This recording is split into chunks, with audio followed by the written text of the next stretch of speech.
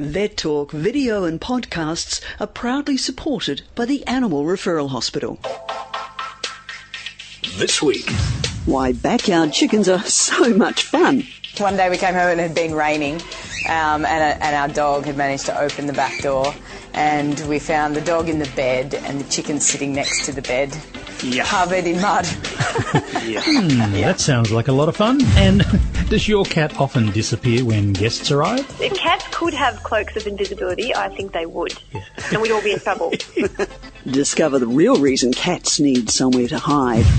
Moving house, have you forgotten something? People, for whatever reason, have to move, and the animal is the last thing on their minds, and they just depart and leave the dog there without a second thought. Plus, we'll have an update on a brand new 3-monthly tick and flea chewable. G'day, I'm Brian Pickering. And I'm Kaye Browne. All those stories and more right here on VETtalk, with our latest podcast available every Saturday on vettalkradio.com.au and also available free in the iTunes store. And we are climbing up the ladder in the iTunes. Woo-hoo. So thank you to everybody who's supporting us. Thank you. Now, look, you normally have the breaking news. I've got some breaking news. We had an email. Thank you. I'll do the effects. We had an email earlier this week from the lovely Caroline Milne from 95.3 Huon FM and 98.5 Kingston FM community radio stations in Geeveston, Tasmania. I think it's Geeveston. Sounds like Galveston, doesn't it? Geeveston. Do you know who they are, KB? All right, here's a hint. This is the southernmost station in the nation. Oh, that's right. They used to broadcast VETtalk radio when we were on the community radio satellite for a number of years. Absolutely. Hi down there. Hello.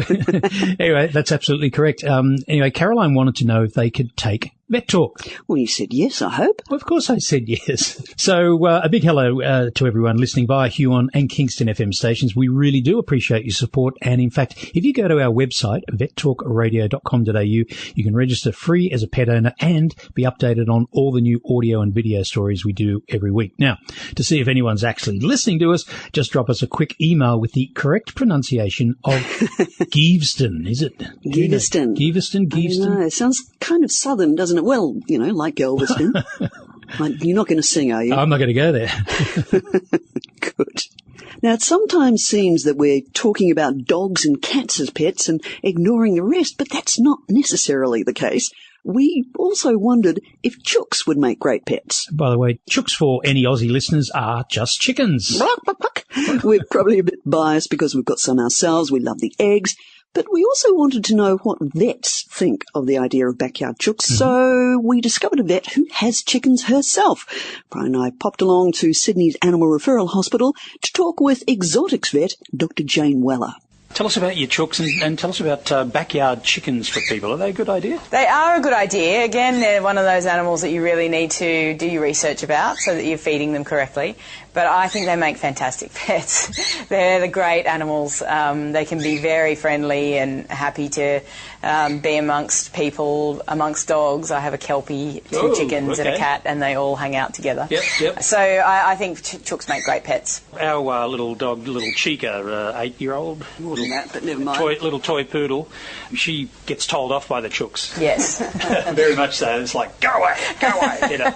And one of the chooks actually likes to come inside if I leave the door open, and the next thing I know, bam, she's inside. Actually, we had one day we came home and it had been raining, and our dog had managed to open the back door, and we found the dog in the bed and the chicken sitting next to the bed, covered in mud. Most people have bring your dog to work day. Jayne has bring your chook to work day. Occasionally. Should chickens be bathed? No. So chickens actually do a lot of self-grooming, like all birds do. But one of the great things that they do to remove any parasites on themselves is dust bathing. So they do require places to dust bathe. And if they don't have those areas, then they will end up with lots of lice and mites, which is really detrimental to their health. Plenty of dust at our place, that's for sure. Yeah, and if you've had chickens for any length of time, I can assure you, you'll have lots of places for dust bathing. Yep. Everybody will be able to dust bathe in your backyard. They've actually helped us groom the backyard, which is fantastic. That's great. No, they're definitely composting things. So if someone sees their chook looking as though it needs a bath, in other words, with a dirty back end, could be something else wrong. Yeah, that's right. So if you notice there's any droppings or anything stuck to feathers, that usually means that they've either got diarrhoea or there's something going on in their abdomen where their abdomen becomes quite enlarged, and that means their bottom is not the end point. And so when they defecate, the droppings actually fall down and get stuck to those feathers. Normally their abdomen is tucked under and their bottom is the most caudal end of the chicken. If you're listening to this explanation, you should see Jayne's hands at the moment. Yeah. They're full of gestures and shapes and stuff. It's fantastic. So, yeah, there can be something wrong with them. Obviously, we need to check them out. We'll need to decide whether they do have diarrhoea or not and treat that accordingly. So lots of things can cause diarrhoea: bacterial infections, worms, other parasites, other flagellates. They can pick that up from, new chickens that you've brought in, and wild birds potentially. Parasites can, they may have brought them with them, and then now they're in your backyard, so they keep reinfecting. But if they've got an enlarged abdomen, then that can be more serious, and we really need to check that out. A lot of our egg-laying birds, especially the Isa Browns, are predisposed to reproductive tract disorders, so we really need to get on top of that before it becomes life-threatening. So it's not just a matter of leaving them in the backyard, is it? They're actually generally very easy to look after. Very easy. And, I mean, they do like to go home to their own roost at night. So they can get out and about during the day, but they do need to be securely locked up at night because there are foxes in most of our towns and cities now. I'm a bit like that. I like to come home to roost and get away from those little foxes out there. Oh, just as well I understand what you're really saying. You're coming home for my meals, exactly. I know. Anyway, that was Animal Referral Hospital's exotic vet, Dr. Jayne Weller. You'll be hearing more of her in the next few weeks. One of our more frequent guests is the wonderful Dr. Anne Fawcett, who has the equally wonderful blog called SmallAnimalTalk.com, and it's well worth reading, especially when it has gems such as today's blog, which says that science finally proved something that cat lovers have known for ages. Anne joins us now to explain exactly what that is. You're a cat person and a scientist. What is it that science has now proved? Well, it's very simple, that boxes are good for cats. Really? Yeah. I mean, anyone who hangs out with cats knows that they love a good cardboard box. It's a very cheap device that's guaranteed to keep your cat amused for some time, but someone's actually done a study and proven that providing a box to cats in a shelter situation helps them cope in adapting to that shelter. Okay. That's interesting. So how did they work that out? Because it would be quite hard to prove, because cats, they like quite small spaces, and we've known that they like paper bags and boxes and hiding in all kinds of places. But how did they actually work it out that it, alleviates stress? Well, it's a nice little simple study. What they did was they had two groups of cats. Both cats were admitted to an animal shelter, and one group of the cats had a box provided in their cage, and the other group didn't. They then had observers who would go in at certain times, and they made sure it was times not associated with feeding or cleaning, and those observers would complete a cat stress score. So it was a validated stress scale, so they'd look at the behaviours of cats, and on that scale notice whether they had high or low levels of stress. And what they found consistently was the cats that had boxes had lower stress scores than the cats without the boxes. That's fantastic, because we know that stress of any kind actually puts more stress on organs and things too. Definitely. So it's a real problem in shelters because they are stressful for cats because there are unfamiliar people, it's an unfamiliar environment. There might be other animals, including other cats and dogs, and stress has an immunosuppressive effect, so it can make cats much more prone to getting unwell. And in a shelter situation, that's really bad, because if you're unwell, you can't be rehomed, which means you're in there longer, and that creates more stress, so it's a vicious cycle. Well, this is fantastic news. And so how can people adapt this information to help make their own cats' lives more stress-free, I guess? Well, I think it's a great way to illustrate the point that cats do like to hide. And what was really interesting to me is the cats that didn't get boxes spent most of their time, or 45% of their time, trying to hide behind the litter tray, suggesting that if they did have the option to hide in a box, they'd definitely take that up. So giving your cat somewhere to escape to or hide is a fabulous idea. And we know that in cats that are stressed in multi-animal households, it's really important to ensure that the stressed out cat has an area where they can retreat to. So I think this really demonstrates that point. It underlies the fact that we need to make sure our cats have got somewhere they can have time out and privacy, just like we need. And The other thing that I love about the study is it really is encouraging people to observe the natural behaviour of cats and look at how they're responding to a potentially stressful situation. I think if we were only always that attentive, we'd probably learn a lot more about cats. Mm-hmm. My understanding is that cats really like to get up high and get out of the way. Is that kind of a similar thing to being in a box? I think so, because it gives them a vantage point where they're protected, so they can actually see from above and from a distance. They can survey the scene without feeling vulnerable. And I mean, you can see on the internet lots of people with very cool houses that they've customised for their cats, and they've always got those fabulous walking rails around where the picture rails are. I'm very jealous of that. Oh, you haven't managed to line your hubby up to do that at your place? No. Now, this cat on smallanimaltalk.com that you've got for the story, I was expecting, when I saw the link, I was expecting to see a cat in a box, with a paw poking out or something. Is this your cat, Minnie? No, this is actually a cat. I was staying with a friend earlier this week, and this was a cat at her house who isn't really impressed with visitors. And so I can see that. when I walked into the room, she would retreat under the nearest piece of furniture. Yeah. And it really demonstrates that principle, that cats like to survey things from a safe position where they feel a bit less exposed and less vulnerable. Right. And that's what she was doing. Okay. I think she thinks it's the cloak of invisibility, actually, like she does. Harry Potter books. Yes. If cats could have cloaks of invisibility, I think they would. Yeah. And we'd all be in trouble. We would indeed. But not when we've got you to call on. So thank you again for joining us on Vet Talk. Thank you so much, Kaye. At any time of the year, we've discovered that people can just kind of abandon their pets, which is pretty bad. And it even happens over Christmas when people go away on holidays. And we have on the line Dr. Simone Maher, who's a veterinarian at the Animal Welfare League in Sydney. G'day, Simone. Hello, Brian. Lovely to have you on again. Tell us about this. When I read this media release from Animal Welfare League, I almost couldn't believe it. Like, how can anyone just leave an animal up and leave? I know, it's such a very sad situation, and it happens not uncommonly, Brian, that this is what we see, that people, for whatever reason, have to move, and the animal is the last thing on their minds, and they just depart and leave the dog there without a second thought, or the cat. And in all honesty, it is probably something that we see more often in cats, because people just stick them outside and think, oh well, off you go, go and that's incredible. Go and forage for yourself.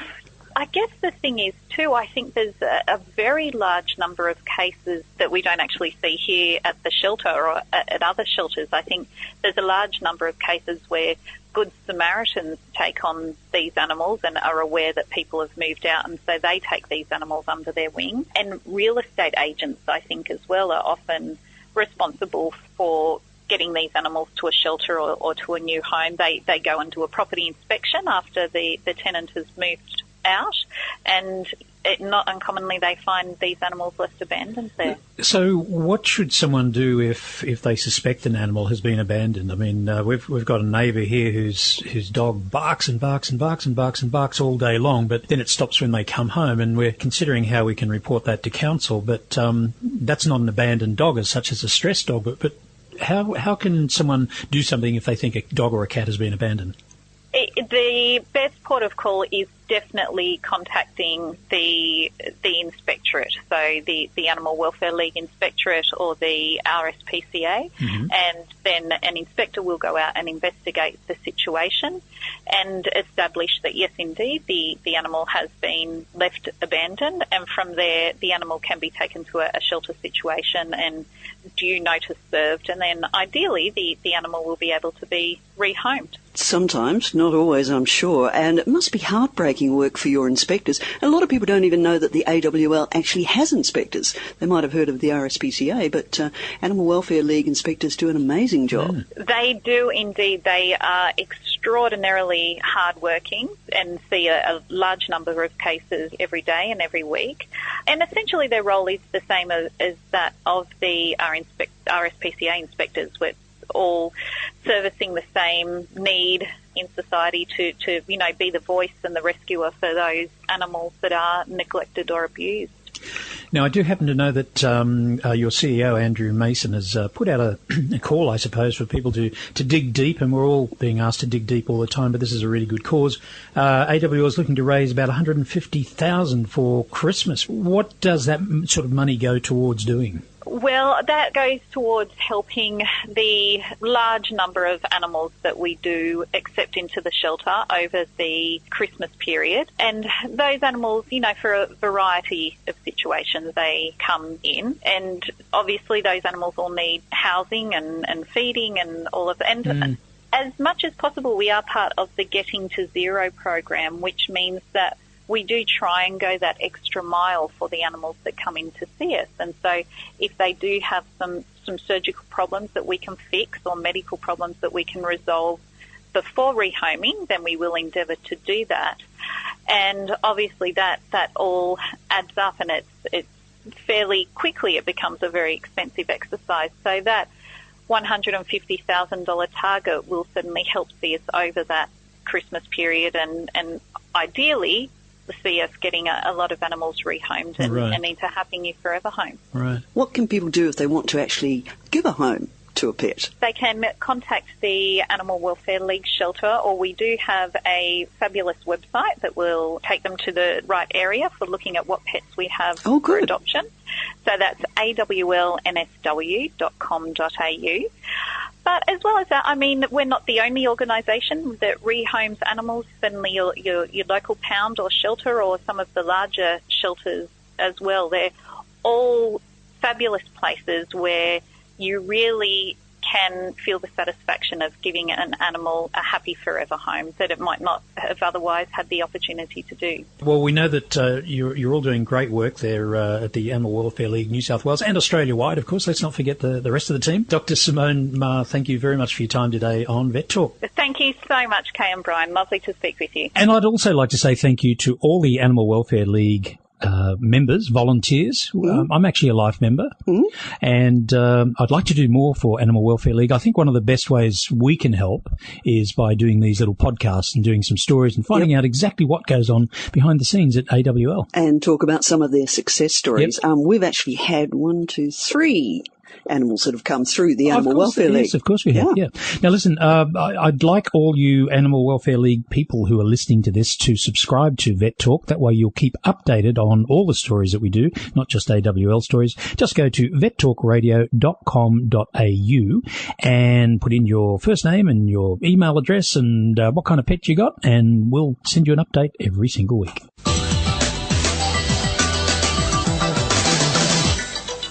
Some years ago, we discovered the absolute horror that are paralysis ticks. Yuck! Yeah. Our poor little girl, Kismet, who's gone to the Rainbow Bridge now, but she nearly went earlier than planned because she got a tick when we were on holiday on the Central Coast. Yeah, it wasn't a lot of fun, and we've certainly learned a lot since then. Anyway, Kaye recently went to the launch of a brand new product called Bravecto and spoke with emergency specialist Dr. Rob Webster from the Queensland Animal Emergency Service. You've got a huge smile on your face, Dr. Rob Webster. Why is that? It's because I'm quite excited to be involved in the launch of this Bravecto product. As vets, we've been hanging for many years for a simple, effective and easily administered treatment for tick prevention. And finally, we've got one in Bravecto that's been produced by MSD. So I hope it's going to make a big reduction to the suffering of pets in Australia from paralysis tick. Why is it that we have such a big problem, and what is the scale of the problem? Yeah. Well, the scale of the problem is huge when you're east of the dividing range. Ticks are carried by their endemic hosts, bandicoots, possums, and other native fauna. And so wherever we've got pockets of native fauna, we get paralysis ticks. And in their own environment, they don't do any damage to those animals. It's when dogs and cats explore those areas and become bitten by the tick that we see severe tick paralysis. And it's a huge problem in dogs and cats where one tick can lead to the death of one dog or one cat. How quickly do they become affected? Well, it takes quite a while from tick attachment. The tick attaches and there's no clinical signs for the first 72 hours and sometimes up to 4 or 5 days.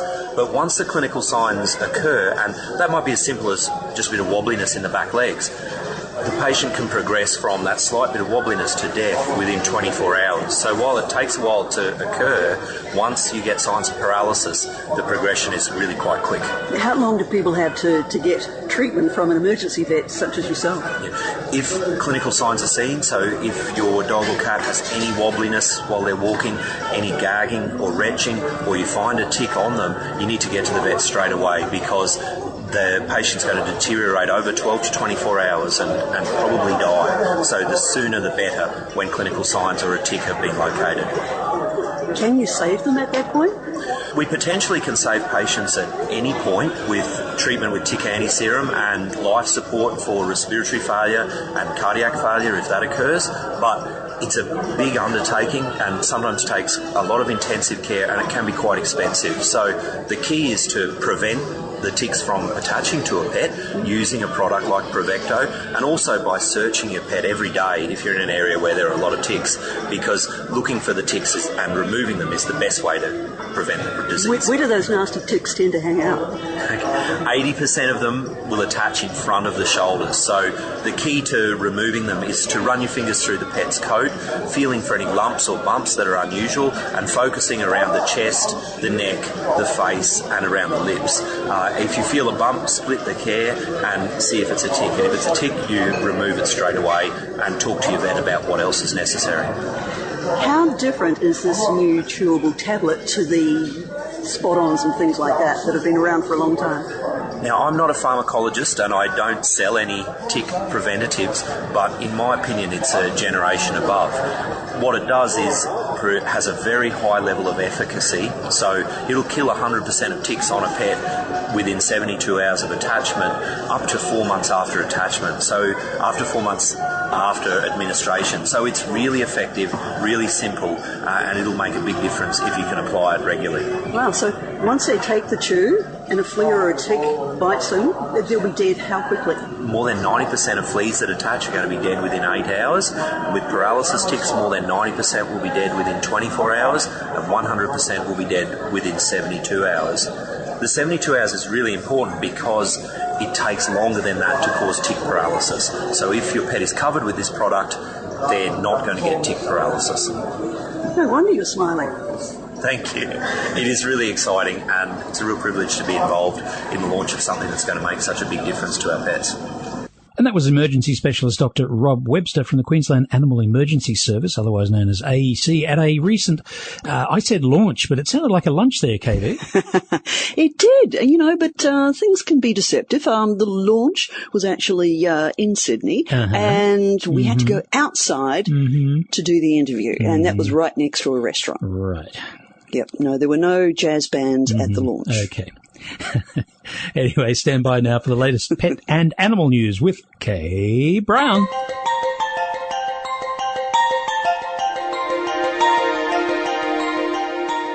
A TV news crew in Thailand has discovered a rare creature in the Bang Rakam region, which has everyone freaking out. The animal looks like a tiny tiger, but barks like a dog. Now, I'm not sure if that's the actual bark. I was going to say, if it looks like a dog, it is a dog, right? Well, it looks like a tiger as well. It's got these stripes in the fur. Now, the owner says that everyone keeps asking her, have you painted them on? Apparently, in Mexico, they paint horses with stripes and have pretend zebras to give tourists zebra rides. Clearly nothing else to do in Mexico, but yeah, okay. Okay, but no, this is the genuine thing. I've seen the photos, and what I'd like people to do is check out the photos. We'll put them on our site, and we'd like you to have a look and tell us if you think it is a dog or a tiger. Everyone likes firefighters, right? Well, certainly all the ladies do. There's one fireman in Brazil who right now is the most loved and appreciated one around the world, after video of him carrying out a rescue went viral. Now, the village of Bento Rodrigues was hit by a huge mudslide, and sadly 4 people died. So there wasn't much hope for the animals and pets in the town until the fireman spotted the dog stuck in mud up to her belly. Without hesitation, the unnamed hero struggled through the sludge and managed to pull the dog free and carried her to safety. Oh, I saw that. Very cute, very cute. The dog. Yep. Yep, and the only thing that is concerning is it looks from the pictures that the dog might have had puppies in the not too distant future, and we don't know if they're okay. survive. Yeah, it's a bit of a worry. Yeah. Speaking of viral videos, we couldn't resist telling you about a skateboarding bulldog called Otto, who has broken the world record for skateboarding through a tunnel of human legs. 30 people lined up to help Otto create the world record, and we'll put this video up as well, and you can judge for yourself, but by the look of the smile on his face, Otto thought it was pretty darn cool too. I actually went and searched YouTube for the skateboarding dog Guinness, world record, whatever. Came up with so many different versions. I mean, there's the media versions, but some people in a hotel were actually filming it as well on their phones from way up high. So you could actually cut together this amazing video, but it is very cute and very clever as well, whoever trained Otto. Very clever. Lots of bulldogs actually like skateboarding. There's another one called Tillman as well that I've seen from Britain. The news today isn't all about dogs. You might have noticed there's been a flurry of furry cat cafes opening up in capital cities here and overseas. Well, a Bristol pub in merry old England has gone one step further, describing itself as the perfect place to unwind with a pint of beer, as long as you like cats. That's because the Bag of Nails in Bristol has not just one or two cats, they've got 15 fabulous felines who love to hang out on the bar being petted by the pub patrons. The landlord, Luke Daniels, started off with just 2 cats and, well, you know what happened. They just kept on coming, so they've now been to visit the vet, and there won't be any more arriving anytime soon. I can just see people thinking, look, there's cat cafes, we can go and have a coffee and whatever and now there's a cat pub. Pub coffee. Hard decision. Hard decision. You see the photos of all these lovely cats, just laying on people's laps, being petted. Oh, good on them. It's great. Very calming. We all know how stress relieving it is to have had a cat. Story. Exactly. And that's our news wrap up for this week. Thank you, KB. Well, that's all we have for you for this week for Vet Talk. Thanks for joining us. Don't forget we are in the iTunes store, or you can just go to vettalkradio.com.au and play any of our podcasts there. We've got an archive section, but better still, if you actually register with us, it's absolutely free as a pet owner or a vet professional. You'll get updated on the latest and greatest stuff that we're doing. And we won't scam anyone. Absolutely. Or is that spam? I get confused with those. Okay, until next week, I'm Browne Pickering. And I'm Kaye Browne. Thanks for joining us. Bye. Take care.